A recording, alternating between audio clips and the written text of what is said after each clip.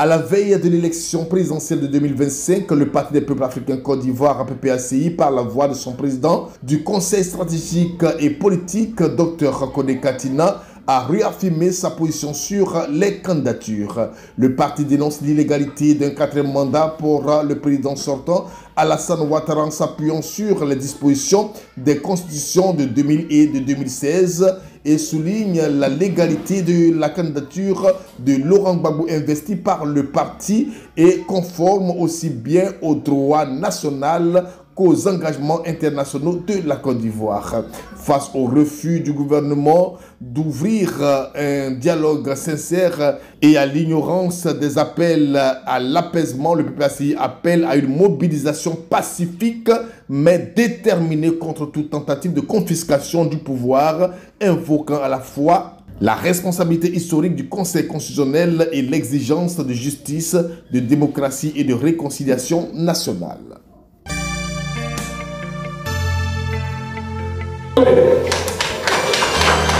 Messieurs, chers collègues de la presse nationale et internationale, chers militants de PPACI, observateurs politiques, distingués invités, bonjour et bienvenue à vous. À quelques mois d'insécurité présidentielle capitale pour l'avenir de la Côte d'Ivoire, l'attente est grande, tant dans l'opinion nationale qu'internationale, de connaître la vision, les choix stratégiques, les intentions claires de formation politique majeure sur l'échiquier. Nous aurons aujourd'hui encore l'honneur d'écouter les grandes lignes de la position du parti sur les questions des candidatures et de l'élection présidentielle. Cette conférence sera animée par le président du CSP, le ministre Dr Justin Katina Kone, avec nous qui est arrivé, qui est assis là, qui attend de prendre la parole. La conférence du jour se fera en deux étapes. La première, le propos liminaire du conférencier, et la deuxième, la série des questions-réponses entre la presse nationale, internationale et le conférencier. Je veux encore vous demander de noter le caractère urgent de cette conférence. Sans plus tarder. Merci beaucoup, Edouard.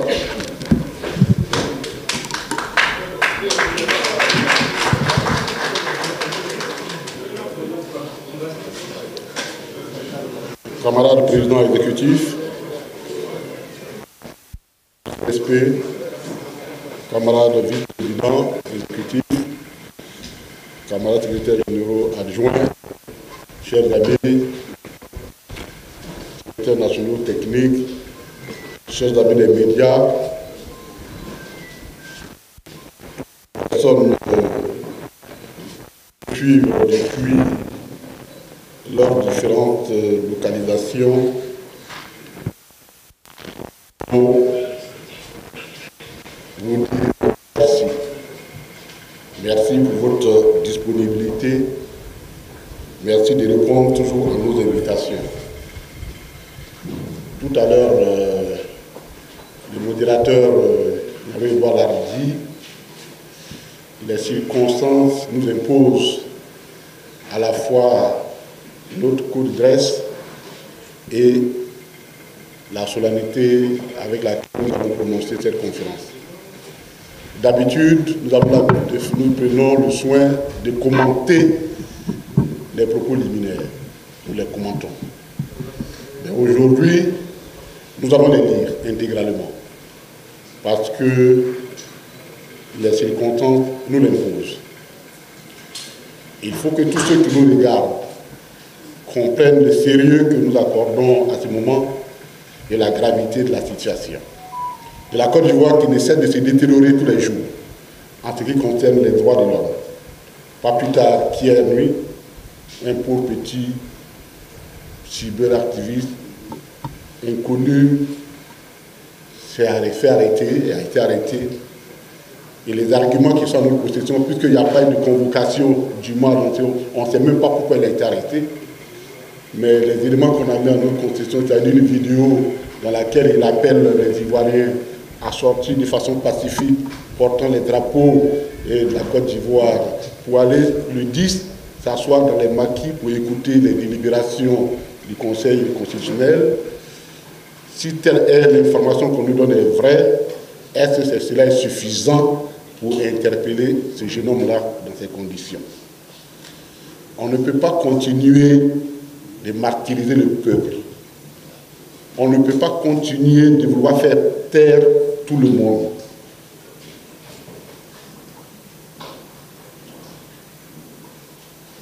Vous savez, il y a ce qu'on appelle dans la mythologie grecque les dionysos, c'est-à-dire les dieux, le dieu du vin et de la joie, qui ne vit que des dithyrambes, dont le mot dithyrambique, il faut lui dire toujours chanter la gloire pour lui. Quand on ne chante pas la gloire, il se fâche. On ne peut pas continuer dans une république avec ça. On ne peut pas continuer. Vous n'allez pas pouvoir arrêter tous les Ivoiriens qui ne sont pas contents. C'est pratiquement plus de la moitié de la Côte d'Ivoire.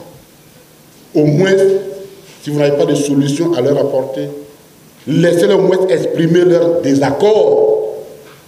C'est le fondement de la République et de la démocratie. Le président Laurent Gbagbo dit ceci: il n'y aurait pas de démocratie si tout le monde était d'accord.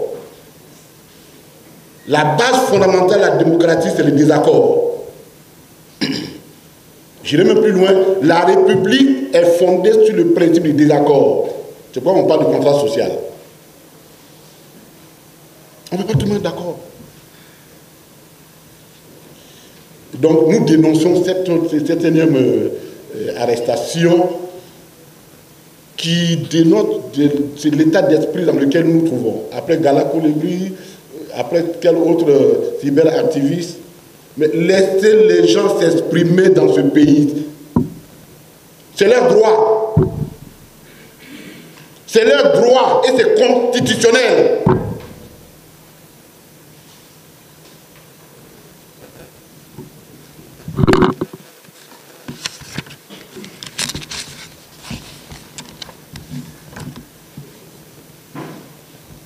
Chers amis, nous vous avons appelé pour vous délivrer la position du PPACI sur les candidatures à l'élection présidentielle. Position que nous avons exprimée par écrit au Conseil constitutionnel de Côte d'Ivoire. Mesdames et messieurs, comme je vous ai dit, je vais lire intégralement le texte parce que le moment l'impose. La Côte d'Ivoire est à la croisée des chemins, une fois encore, à la veille d'une autre élection présidentielle. Comme à son habitude, notre pays convie tous les vieux démons dont il a du mal à se débarrasser à perturber la paix sociale pendant la période électorale qui s'ouvre. L'inquiétude gagne tout le monde. Et cela relève du bon sens. Toute personne dotée d'un minimum de conscience ne peut garder la quiétude devant la volonté résolue du RHDP et de son président de réunir toutes les conditions d'une déflagration sociale dans l'unique but de conserver, vaille que vaille, quel qu'en soit le prix pour nos concitoyens et la sous-région, le pouvoir d'État. Le PPACI et son président, son excellent le président Laurent Gbagbo, qui refuse de se rendre complice de quelque manière que ce soit de cette entreprise périleuse, n'ont eu de cesse d'interpeller le gouvernement et les chefs de l'État sur la nécessité de créer les conditions d'une élection paisible parce que bénéficiant de toutes les caractéristiques d'une élection démocratique qui exclut l'arbitraire. À cet effet, notre parti s'est prêté à tous les exercices qui sont de nature à prévenir le retour vers un passé sombre très récent de l'histoire de notre pays.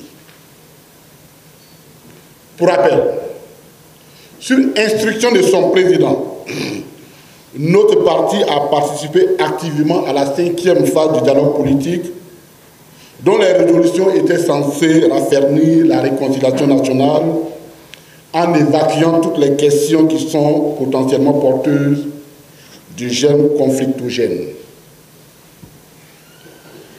Lorsque le PPACI a relevé que des recommandations importantes de ce dialogue n'avaient pas été implémentées par le gouvernement, il a pris l'initiative de relancer le dialogue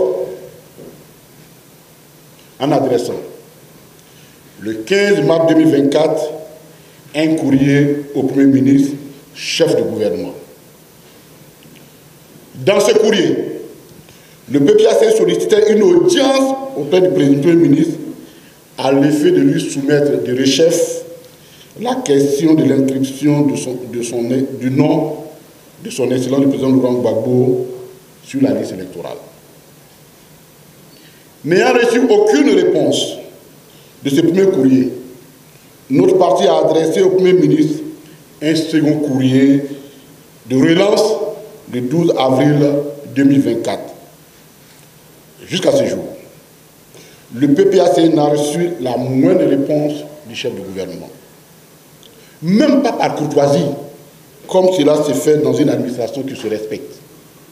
Parce que dans un État, quand un citoyen vous écrit, quelle que soit la hauteur de votre fonction, dans une république, vous avez le devoir de lui répondre. C'est ce qu'on appelle la bonne gouvernance. Même pas un courrier d'accusé de réception. Fidèle à la ligne politique de son fondateur et malgré le mépris intolérable que le gouvernement affiche à notre endroit, notre parti continue toujours de privilégier la recherche permanente des solutions pacifiques aux problèmes politiques. C'est dans cette logique que le PPACI a déposé, le dimanche 31 août, ses observations écrites au Conseil constitutionnel relativement à l'élection présidentielle. Ces observations portent essentiellement sur deux points. L'illégalité de la candidature de M. Ouattara Alassane, président de la République sortant pour un 4e mandat. Deuxième point, la légalité irréprochable de la candidature du président Laurent Gbagbo. De l'illégalité de la candidature du président sortant. Ce sont des arguments que nous tirons, tout notre argumentaire repose sur le droit. On saisit le Conseil constitutionnel en s'appuyant sur les éléments de droit. Et ce sont ces éléments de droit que nous allons relever, qui sont non attaquables. Selon les articles 55 et 183 de la Constitution, je voudrais dire, notre position, la position du PPACI, repose essentiellement sur deux articles, qui sont les articles 55 et 183 de la Constitution. Pour mémoire, la Constitution ivoirienne dispose en son article 55, alinéa 1er, que le président de la République est élu pour 5 ans au suffrage universel direct. Il n'est rééligible qu'une seule fois.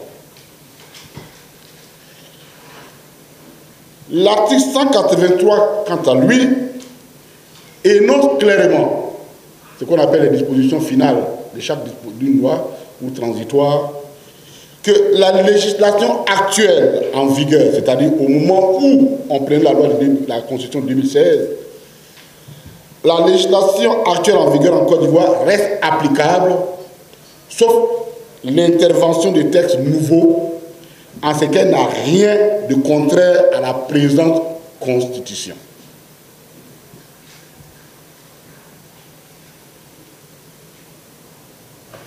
Or, il est constant qu'en la matière de l'élection du président de la République, la Constitution de 2000, qui était en vigueur au moment de l'avènement de l'actuelle Constitution 2016, disposait en son article 35, alinéa 1er, que le président de la République est élu pour 5 ans au suffrage universel direct. Il n'est rééligible qu'une seule fois. L'on relève donc une identité parfaite entre l'article 35 de la Constitution de 2000 et l'article 55 de celle de 2016, tant au niveau des modalités de scrutin universel direct, que de la durée du mandat, 5 ans. Il n'y a donc pas de conflit entre les deux constitutions en cette matière. Or, au moment où la nouvelle constitution était adoptée, M. Ouattara était déjà en cours d'un deuxième mandat. Ce deuxième mandat était le dernier au terme de l'article 35 de la Constitution de 2000, dont les effets sont prolongés par l'article 55 de la Constitution 2016, en ce qu'il n'y a pas de conflit entre les deux dispositions constitutionnelles. Dès lors, M. Ouattara ne peut pas revendiquer le bénéfice d'une disposition de la Constitution de 2016 qui lui serait favorable par rapport à celle de 2000 pour briguer un autre mandat au-delà du second mandat qui a pris fin en 2020. J'explique ça de façon terre à terre pour que ceux qui nous écoutent comprennent. Lorsqu'on élabore une loi, on tient compte de l'existant. Et on dit, toujours vers la fin, nous allons prendre des dispositions pour régler un certain nombre de situations. Et généralement, ce sont appelle les décisions finales ou transitoires.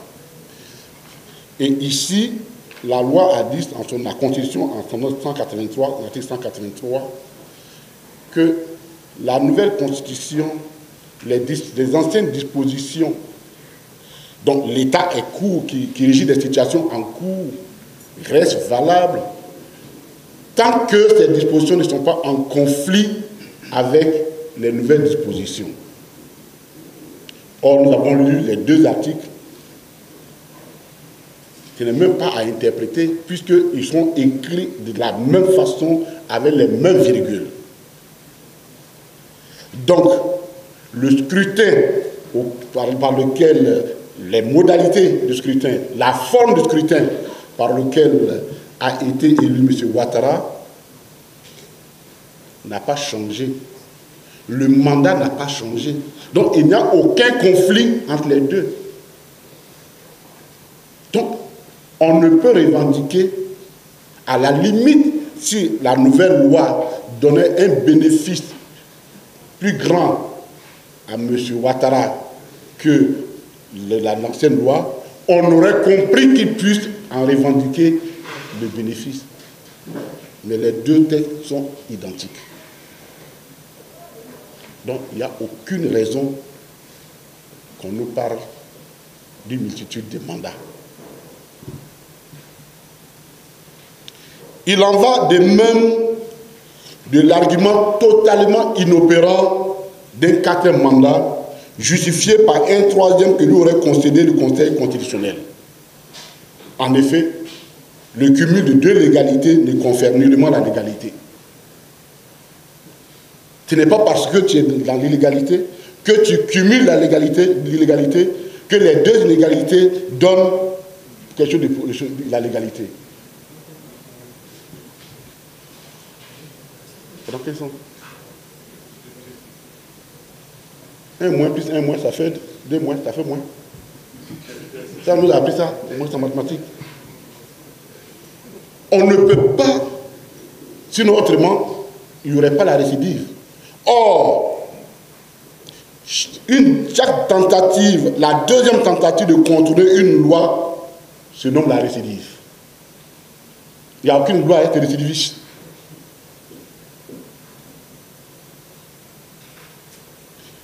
Or, la récidive ne confère nullement la légalité. Au contraire, elle renforce la faute. Donc, pour le PPACI, la candidature du président Ouattara est absolument illégale. Juste pour rappeler qu'en 2010, M. Ouattara avait été candidat à titre exceptionnel pour une seule candidature. Le président Laurent Gbagbo avait pris une mesure constitutionnelle exceptionnelle, l'article 48, pour contourner l'insurmontable obstacle constitutionnel qui empêchait M. Ouattara d'être éligible. C'était le gain de la rébellion. Donc, le chef de l'État actuel a été autorisé de façon exceptionnelle pour être candidat en 2010. Et cette question, d'ailleurs, va être le point d'achoppement entre lui et le président du Conseil constitutionnel d'alors, le professeur Vaudier, qui l'exprime de façon claire dans son livre Côte d'Ivoire, le Conseil constitutionnel 2010-2015. Et quand vous prenez ce livre, allez-y à la page 123 et 124, vous allez voir que le point d'achoppement, parce que Vaudier, pour ceux qui le connaissent, on peut tout lui reprocher, c'est vrai, mais il est pour nous, au moins, on est obligé de le reconnaître et mettre une lumière pour nous. Et il a clairement dit, je ne peux pas, président, si vous ne changez pas la Constitution, je ne peux pas vous autoriser à concourir. C'est lui qui le dit dans son livre. Donc, le président du Conseil constitutionnel, déjà en 2015, entrevoyait l'incapacité de M. Ouattara à briguer une autre candidature en 2020. En 2015, oui, 2015. En 2015, sans révision de la Constitution.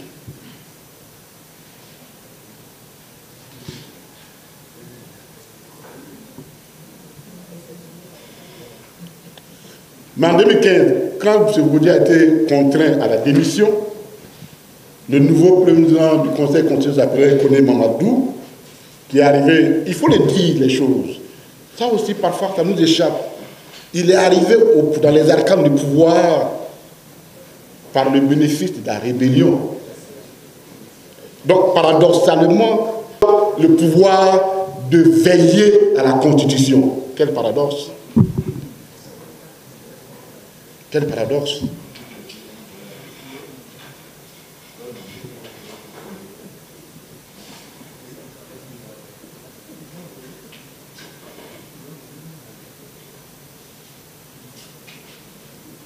Alors il avait jugé, lui, que la candidature du président Ouattara en 2015 était une candidature dérivée. C'est-à-dire tout simplement, je ne regarde pas la Constitution, comme vous êtes président, par dérivation, vous pouvez être candidat. Voilà. Voilà.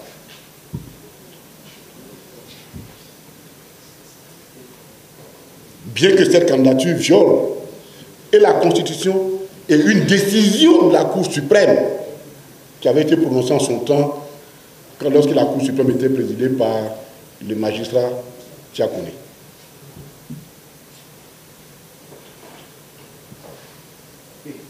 En 2020, le candidat du RHDP a fait un passage en force au prix de plusieurs pertes en vie humaine, dont certaines étaient franchement horribles et indignes de notre pays.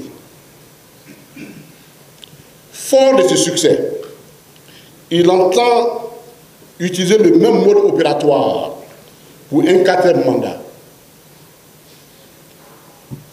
Le PPACI s'oppose et s'opposera par tous les moyens légaux et pacifiques à ce 4e mandat.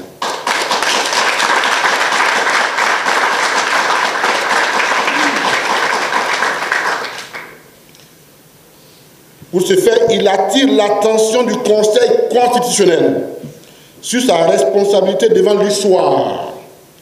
Car tout pouvoir passe, mais rarement avec toutes les personnes qui l'ont animé. Tout pouvoir passe, mais rarement avec toutes les personnes qui l'ont animé.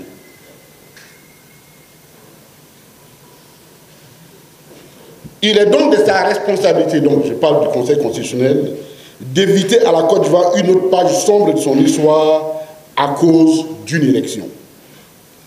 Surtout qu'en l'occurrence, qu'en la circonstance, le RHP et son président demandent une capitulation pure et simple de ses principaux adversaires, dont le président Laurent Gbagbo.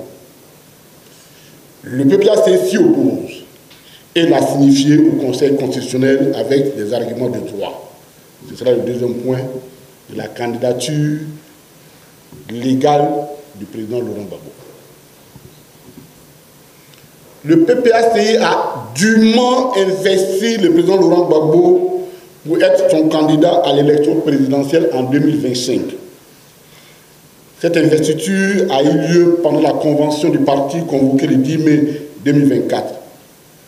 En application de cette résolution de la convention, la candidature du président Laurent Gbagbo a été déposée à la CEI le lundi 25 août 2025, soit un jour avant l'expiration du délai de candidature, de dépôt de candidature annoncé par la CEI. Depuis lors, l'on entend ici et là divers commentaires sur la légalité de cette candidature. Certains esprits malsains la qualifient même de défiance vis-à-vis des institutions de l'État. En réponse, le PPACI tient à faire les précisions suivantes, aussi bien en ce qui concerne la légalité de la candidature du président Laurent Gbagbo que de sa portée politique.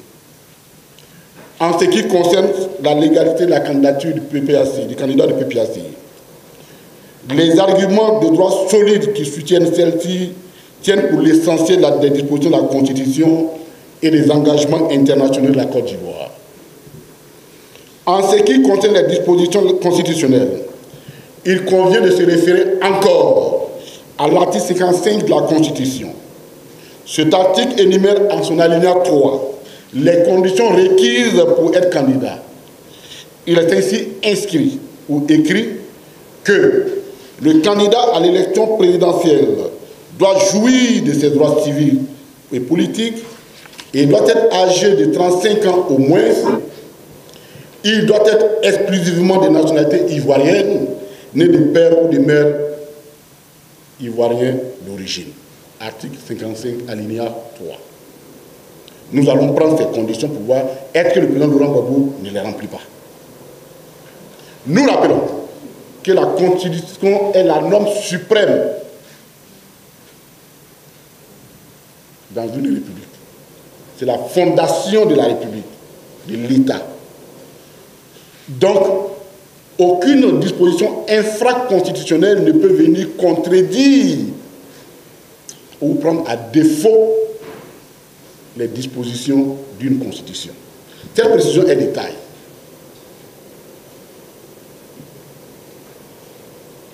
Le président Laurent Gbagbo est né en 1945. Tous ceux qui savent faire les calculs savent qu'il n'est pas 35 ans. Donc, il remplit la condition liée à l'âge. Même si vous faites la soustraction, vous n'aurez pas 35 ans.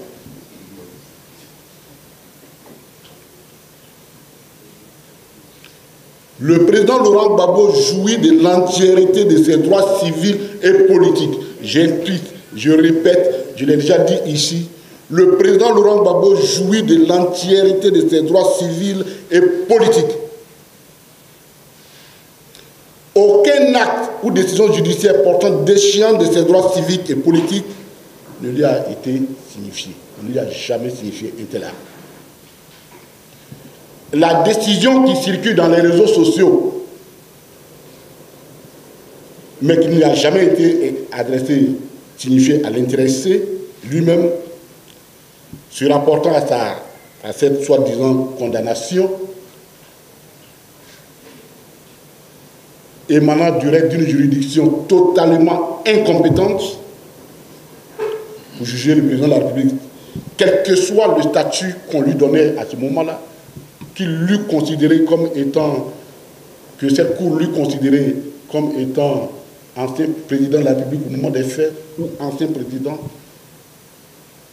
elle n'a respecté aucune des dispositions qui encadrent les poursuites du président Laurent Gbagbo.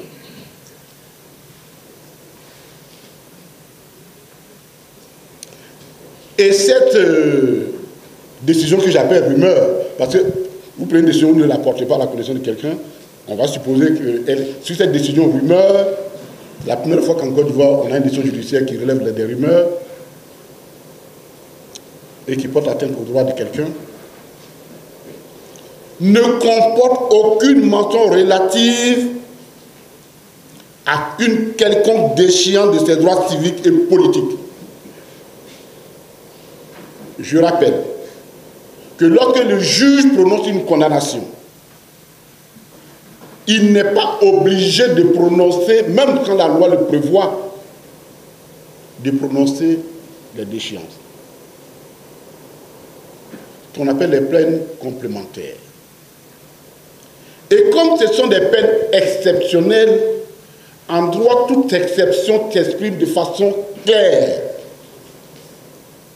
Donc, sur cette fameuse condamnation qui relève des réseaux sociaux, nulle part le juge n'a prononcé la déchéance des droits civiques et politiques du président Laurent Gbagbo. Nulle part.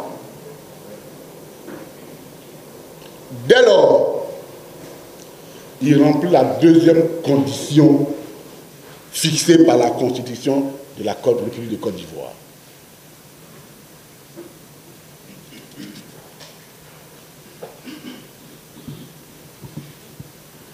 Au demeurant, des actes que le président Laurent Gbagbo pose tous les jours démontrent que le gouvernement est conscient qu'il n'a jamais été déchu. Et nous prenons par exemple l'article 8 de la loi 93-668 du 9 août 1993 relative au Parlement et aux partis et aux groupements politiques. Cet article dit ceci: les membres fondateurs et les dirigeants des partis et groupements politiques doivent être de nationalité ivoirienne et jouir de leurs droits politiques et civiques. Le président Laurent Gbagbo est notre président au PPACI. Il agit ex qualité et est notoirement connu comme tel. Donc, on ne peut pas jouir des droits civiques et politiques pour une situation et en être privé pour une autre.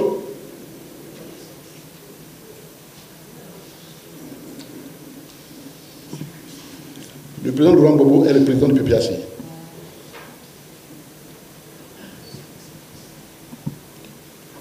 Quant aux engagements internationaux, il se rapporte à la dernière note du Comité des droits de l'homme de l'ONU qui a été signifiée aux autorités ivoiriennes. L'on se rappelle que le 21 juillet 2025, le président Laurent Gbagbo a saisi le Comité des droits de l'homme de l'ONU pour contester les actes attentatoires à ses droits politiques que le gouvernement pose à son encontre, en se basant notamment sur une prétendue condamnation liée à l'affaire de la BCAO. Je voudrais faire un petit commentaire là-dessus, sur l'histoire de la BCAO, et ce sera la dernière fois. Peut-être il y a une tribune, on en a parlé, mais c'est passé, les gens n'ont pas fait attention. Je rappelle que non seulement la BCAO, tout le monde sait, ne s'est jamais porté plainte, elle n'était pas considérée partie civile, mais mieux, l'année fiscale cette année, la loi de finances de la gestion de cette année,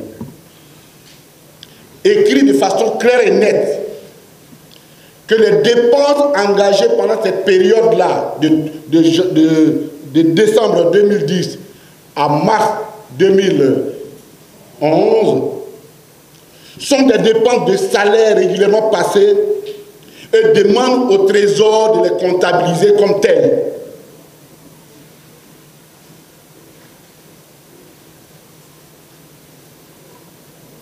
C'est le commentaire que je voulais faire. Donc le gouvernement ivoirien reconnaît, affirme solennellement, par un texte de loi, qu'il s'agit de dépenses régulières de l'État, dont le président Laurent Gbagbo n'a jamais volé. Et quand je le dis, je le pense aussi pour moi, je suis heureux, je n'ai jamais volé.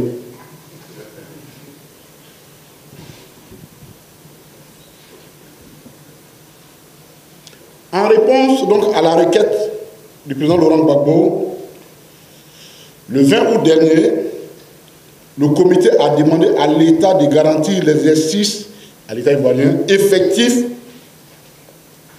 de ses droits, des droits du président Laurent Gbagbo, conformément à l'article 25 du pacte international relatif aux droits civiques et politiques.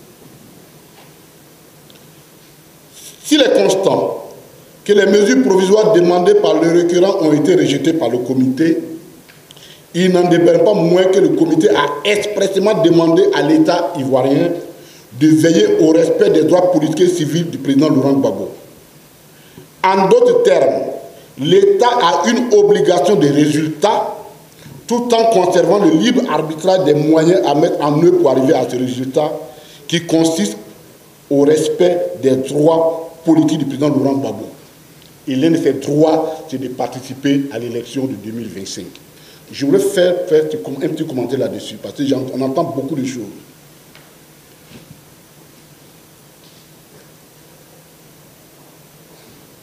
Lorsque nous avons saisi le conseil, le comité, nous avons demandé quelque chose de façon précise.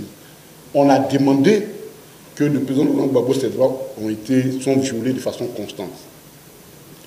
Et qu'en ce qui concerne l'élection présidentielle, nous avons demandé un certain nombre de mesures, dont son comité des droits de l'homme, qui dit, ok, vous m'avez demandé un certain nombre de choses, je ne le fais pas, mais vous, l'État, je vous laisse le libre arbitrage. Faites ce que vous voulez. Mais, conformément à votre engagement, l'article 25, il faut que vous arriviez à respecter les droits du président Laurent Gbagbo. Je ne sais pas si vous voyez la différence. Elle est abyssale. Donc, c'est une recommandation qui pèse sur l'État de Côte d'Ivoire. Et je crois qu'il en est conscient. C'est pourquoi leur avocat était sorti de façon obligatoire là pour dire des choses qui n'avaient ni queue ni tête. Parce que ça, c'est ça qui est la réalité.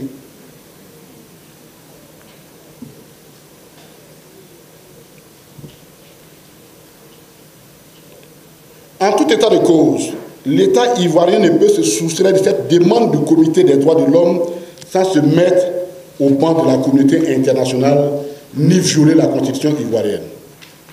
Et à ces propos, il faut interroger l'article 123 de la Constitution ivoirienne qui consacre la primauté des accords et traités internationaux sur les lois internes.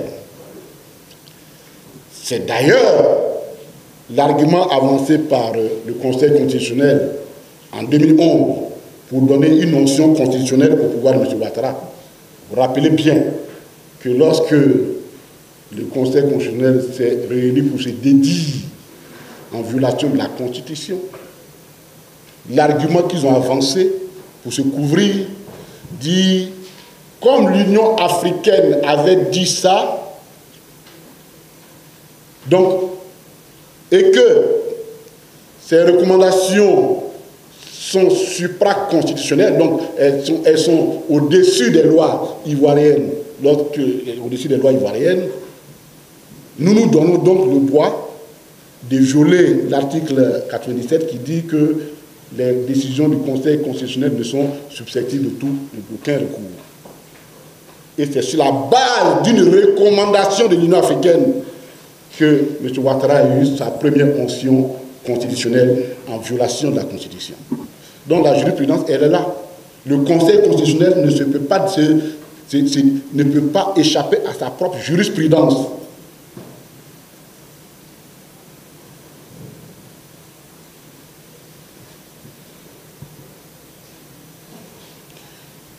Et donc, que ce soit du point de vue du droit interne que du droit international, la candidature du président Laurent Gbagbo ne souffre d'aucune source d'illégalité. Nulle part on a écrit que pour être précandidat, il faut être inscrit sur la liste électorale. La Constitution n'a jamais dit ça. La Constitution n'a jamais dit ça. La Constitution a donné des éléments. Tout Tout au plus, une loi peut venir expliquer, mais elle ne peut pas venir ajouter une charge sur la tête des candidats que la Constitution n'a pas prévue.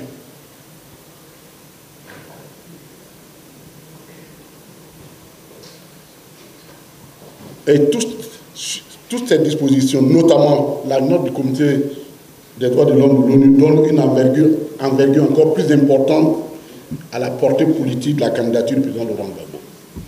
Quelle est cette portée politique?